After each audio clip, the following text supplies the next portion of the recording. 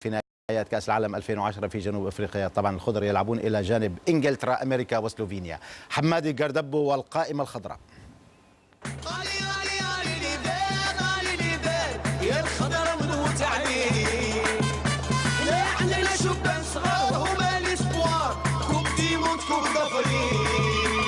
لا تقلقوا سنشرفكم، هكذا رد رابح سعدان بكل هدوء على المتخوفين والمتشائمين.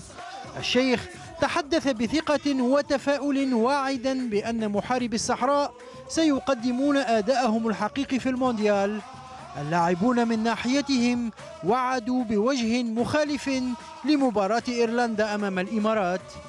لم يبق إلا القليل وبدأ العد العكسي، ورابح سعدان يضع حدا للجدل حول من سيبقى ومن سيرحل.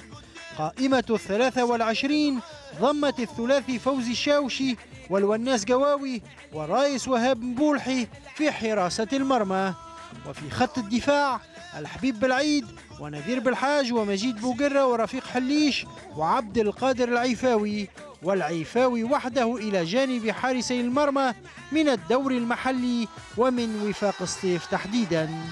نواصل مع المدافعين لنجد كارل مجاني وجمال مصباح وعنتر يحيى، وبالانتقال إلى خط الوسط اختار سعدان جمال عبدون ورياض بودبوز وعدلان قديورة وفؤاد قدير ومهدي لحسن ويزيد منصوري، طبعا إضافة إلى حسن يبدأ وكريم زياني. في الهجوم الذي قيل عنه الكثير يعول الشيخ رابح سعدان على رفيق جبور وعبد القادر غزال وكريم مطمور ورفيق صايفي لمباغتة الخصوم. قائمة موسعة، إلا أن القائمة الأساسية سيؤكدها الشيخ رابح سعدان بنسبة كبيرة أمام الإمارات ليعزز انسجام المجموعة وتعودها اللعب جنبا إلى جنب. أصوات كثيرة ارتفعت منتقدة، وأصوات أخرى لم تراعي الظروف الصعبة التي ألمت باللاعبين وجعلتهم يعانون الإصابات، وأصوات أخرى تناست أن الأهم ضمان الاستعداد الجيد للمونديال وليس الإقناع والمخاطرة في المباريات الودية. ولكن أصواتا عاقلة رصينة تفاءلت خيرا بعد استعادة أكثر اللاعبين عافيتهم لتحترم خيارات المدرب الرابح وتنتظر بثقة وتفاؤل تأكد شهادات عديد الخبراء العالميين الذين توقعوا للخضر التأهل إلى الدور الثاني على الأقل.